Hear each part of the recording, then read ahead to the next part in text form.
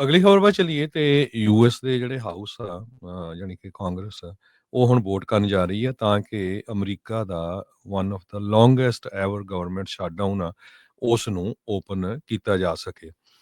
House ਕਹਿੰਦੇ ਵੀ ਅੱਜ vote ਕਰ ਸਕਦਾ ਹੈਗਾ।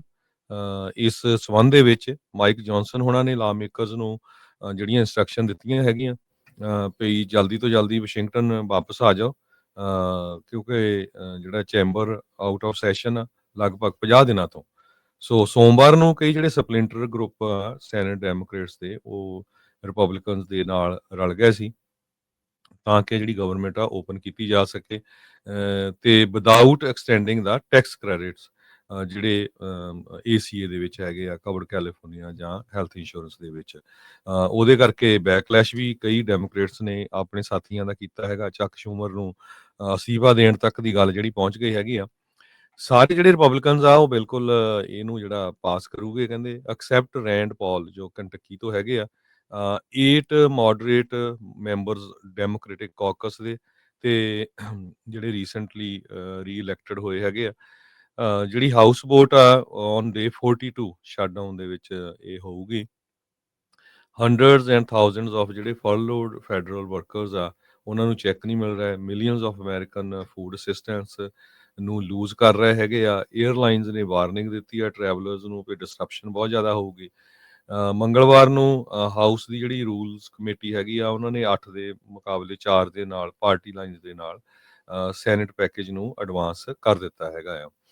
ਤੇ ਇਸ ਸੰਬੰਧ ਦੇ ਵਿੱਚ ਵਰਜੀਨੀਆ ਫੌਕਸ ਇੱਕ ਕਮੇਟੀ ਦੇ ਚੇਅਰ ਹੈਗੇ ਆ, ਉਹਨਾਂ ਨੇ ਡੈਮੋਕ੍ਰੇਟਸ ਨੂੰ ਬਲੇਮ ਕੀਤਾ ਆ ਵੀ ਉਹਨਾਂ ਨੇ ਸ਼ਟ ਡਾਊਨ ਕੀਤਾ ਹੈਗਾ। ਪਰ ਡੈਮੋਕ੍ਰੇਟ ਵਾਰ-ਵਾਰ ਕਹਿ ਰਹੇ ਆ ਵੀ ਅਸੀਂ ਤਾਂ ਹੈਲਥ ਇੰਸ਼ੋਰੈਂਸ ਦੇ ਜਿਹੜੇ ਕ੍ਰੈਡਿਟਸ ਆ ਉਹਨਾਂ ਨੂੰ ਲੈ ਕੇ ਸਾਡਾ ਜਿਹੜਾ ਮੇਨ ਮੁੱਦਾ ਸੀ, ਪਰ ਹੁਣ ਉਹਦੇ ਤੋਂ ਵੀ ਜਿਹੜੇ 8 ਜਣੇ ਪਿੱਛੇ ਹਟ ਗਏ ਹੈਗੇ ਆ। ਸੋ ਹੋਪਫੁਲੀ ਅੱਜ ਜਾਂ ਕੱਲ ਇਹਦੇ ਤੇ ਵੋਟ ਹੋ ਸਕਦੀ ਆ। ਜੋ ਰਿਪਬਲਿਕਨਸ ਆ 2 ਤੋਂ ਵੱਧ ਵੋਟਾਂ ਨਹੀਂ ਉਹ ਲੂਜ਼ ਕਰ ਸਕਦੇ। 219 ਮੈਂਬਰ ਮੈਜੋਰਟੀ ਆ ਇਹਨਾਂ ਦੇ ਕੋਲ ਤੇ ਜਿਹੜੇ ਜੌਨਸਨ ਆ ਹਾਊਸ ਸਪੀਕਰ ਸਿਰਫ 2 ਵੋਟਾਂ ਹੀ ਲੂਜ਼ ਕਰ ਸਕਦੇ। ਇਹਨਾਂ 'ਚੋਂ ਆਲਰੇਡੀ ਇੱਕ ਕੰਟਕੀ ਦੇ ਰਿਪਰੈਜ਼ੈਂਟੇਟਿਵ ਥਾਮਸ ਮੈਸੀ ਉਹਨਾਂ ਨੇ ਕਿਹਾ ਵੀ ਮੈਂ ਨਹੀਂ ਵੋਟ ਪਾਣੀ ਹੈਗੀ ਤੇ ਬਾਕੀ ਮੈਂ ਵੀ ਹੱਕ 'ਚ ਨਹੀਂ ਵੋਟ ਪਾਣੀ ਇਹਦੇ। ਬਾਕੀ ਦੇਖੋ ਡੈਮੋਕ੍ਰੇਟਸ ਚੋਂ ਕੋਈ ਸਵਿਚ ਕਰਕੇ ਉੱਧਰ ਜਾਂਦਾ ਹੈਗਾ। ਅਰਲਿੰਗਟਨ ਨੈਸ਼ਨਲ ਸਿਮੈਂਟਰੀ ਜੋ ਹੈਗੀ ਆ ਉੱਥੇ ਕੱਲ ਵੈਟਰਨਸ ਡੇ ਦੇ ਉੱਤੇ ਪ੍ਰੈਜ਼ੀਡੈਂਟ ਟਰੰਪ ਉਹਨਾਂ ਨੇ ਜੌਨਸਨ ਨੂੰ ਇੱਕ ਤਰ੍ਹਾਂ ਦੇ ਨਾਲ ਵਧਾਈਆਂ ਦਿੱਤੀਆਂ ਵੀ ਕਹਿੰਦੇ ਵੀ ਇਹ ਸੈਨੇਟ ਦੇ ਵਿੱਚੋਂ ਇਹ ਬਿੱਲ ਦਾ ਪਾਸ ਹੋ ਜਾਣਾ ਇਹ ਇੱਕ ਬਹੁਤ ਵੱਡੀ ਜਿੱਤ ਹੈਗੀ ਆ। ਤੇ ਨਾਲ ਹੀ ਉਹਨਾਂ ਨੇ ਇਹ ਕਿਹਾ ਆਪਾਂ ਆਪਣੇ ਮੁਲਕ ਨੂੰ ਖੋਲ੍ਹਣ ਜਾ ਰਹੇ ਆ ਜਿਹੜਾ ਕਿ ਪਹਿਲਾਂ ਕਦੇ ਵੀ ਬੰਦ ਨਹੀਂ ਹੋਣਾ ਚਾਹੀਦਾ ਸੀ। ਜੀ। ਕੱਲ ਵੀ ਆਪਾਂ ਜਿਹੜਾ ਦੱਸਿਆ ਸੀਗਾ ਵੀ ਜਿਹੜੀ ਨਵੀਂ ਰਿਪਰੈਜ਼ੈਂਟੇਟਿਵ ਇਲੈਕਟ ਉਸ ਨੇ ਸਹੁੰ ਜਿਹੜੀ ਉਹ ਚੁਕਾਈ ਜਾਣੀ ਆ। ਉਸ ਮਾਮਲੇ ਦੇ ਵਿੱਚ ਇਹ ਜਿਹੜਾ ਪਤਾ ਲੱਗ ਰਿਹਾ ਵੀ 218ਵੀਂ ਵੋਟ ਹੋਣ ਦੇ ਨਾਲ ਜਿਹੜੇ ਸਿਗਨੇਚਰ ਹੋ ਜਾਣਗੇ ਲਾਅ ਮੇਕਰਸ ਦੇ, ਤੇ ਉਹਦੇ ਨਾਲ ਜਿਹੜੀ ਆ ਜਸਟਿਸ ਡਿਪਾਰਟਮੈਂਟ ਆ ਉਹਨਾਂ ਨੂੰ ਜੈਫਰੀ ਐਪਸਟੀਨ ਦੀਆਂ ਕੇਸ ਫਾਈਲਸ ਆ ਉਹ ਰਿਲੀਜ਼ ਕਰਨੀਆਂ ਪੈ ਸਕਦੀਆਂ ਆ।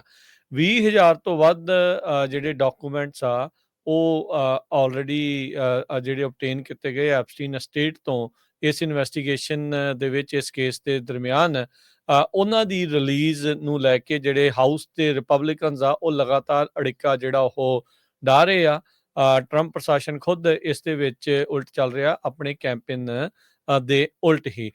ਸੋ ਆਪਾਂ ਜਿੱਦਾਂ ਵਾਈਟ ਹਾਊਸ ਦਾ ਦੱਸਿਆ ਵੀ ਜਿਹੜੀ ਇਹ ਐਪਸਟੀਨ ਵਾਲੇ ਮਾਮਲੇ 'ਚ ਉਹਨਾਂ ਨੇ ਕਿਹਾ ਵੀ ਇਹ ਸਿਲੈਕਟਿਵਲੀ ਲੀਕ ਕਰ ਰਹੇ ਨੇ ਈਮੇਲਸ ਤੇ ਕਹਿੰਦੇ ਵੀ ਇਹ ਨਕਲੀ ਨੈਰੇਟਿਵ, ਫੇਕ ਨੈਰੇਟਿਵ ਬਣਾ ਰਹੇ ਆ ਟਰੰਪ ਹੁਣਾਂ ਨੂੰ ਸਮੀਅਰ ਕਰਨ ਦੇ ਲਈ ਤੇ ਬੈਡ ਫੇਥ ਐਫਰਟਸ ਆ ਕਹਿੰਦੇ ਵੀ ਟਰੰਪ ਹੁਣਾਂ ਦੀਆਂ ਅਕੰਪਲਿਸ਼ਮੈਂਟ ਤੇ ਨੂੰ ਜਿਹੜਾ ਉਹ ਢਾਹ ਲਾਉਣ ਦੇ ਲਈ। ਸੋ ਹੁਣ ਇਹ ਇਸ ਦੇ ਵਿੱਚ ਇੱਕ ਤਾਂ ਜਿੱਦਾਂ ਹਰਜੋਤ ਸਿੰਘ ਜੀ ਨੇ ਦੱਸਿਆ ਵੀ ਵੋਟ ਜਿਹੜੀ ਉਹ ਹੋ ਸਕਦੀ ਆ ਇਸ ਮਾਮਲੇ ਦੇ ਵਿੱਚ ਸ਼ਟਡਾਊਨ ਨੂੰ ਜਿਹੜਾ ਉਹ ਖਤਮ ਕਰਨ ਦੇ ਲਈ। ਸੋ ਕਾਫੀ ਕੁਛ ਜਿਹੜਾ ਹਰਜੋਤ ਸਿੰਘ ਜੀ ਅੱਜ ਕੈਪੀਟਲ ਹਿੱਲ ਦੇ ਉੱਤੇ ਜਿਹੜਾ ਜਿਹੜਾ ਰੌਲਾ ਰੱਪਾ ਆ ਉਹ ਪੈਂਦਾ ਹੀ ਰਹਿਣਾ ਹੈਗਾ ਆ। ਸੋ ਇਹ ਲੈਟਸ ਸੀ ਕੀ ਇਸ ਦੇ ਵਿੱਚ ਅੱਗੇ ਜਿਹੜਾ ਉਹ ਬਣਦਾ ਆ। ਬਾਈ ਪਾਰਟੀਜ਼ਨ ਡੂਓ ਕਹਿੰਦੇ ਵੀ ਜਿੱਦਾਂ ਆਪਾਂ ਦੱਸਿਆ ਜਿੱਦਾਂ ਥਾਮਸ ਮੇਸੀ ਦਾ ਤੁਸੀਂ ਜ਼ਿਕਰ ਕੀਤਾ ਸੀਗਾ ਤੇ ਰੋਹ ਖੰਨਾ ਜਿਹੜੇ ਆ ਡੈਮੋਕ੍ਰੇਟ ਪਾਰਟੀ ਤੇ, ਇਹ ਹੁਣ 218 ਸਿਗਨੇਚਰ ਜਿਹੜੇ ਉਹ ਲਿਆ ਸਕਦੇ ਨੇ ਐਪਸਟੀਨ ਫਾਈਲਸ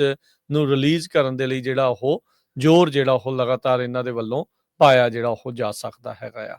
ਸੋ ਇਹ ਲੈਟਸ ਸੀ ਕੀ ਇਸ ਦੇ ਵਿੱਚ ਬਣਦਾ ਹੈ, ਪਰ ਕੈਪੀਟਲ ਹਿੱਲ ਦੇ ਉੱਤੇ ਹਰਜੋਤ ਸਿੰਘ ਜੀ ਅੱਜ ਕਾਫੀ ਰੌਲਾ ਰੱਪਾ ਆ ਉਹ ਪੈਂਦਾ ਰਹਿਣਾ ਹੈ। ਸੋ ਸਿੰਘ ਜਿਹੜੇ ਉਹ ਫਸਦੇ ਰਹਿਣੇ ਆ।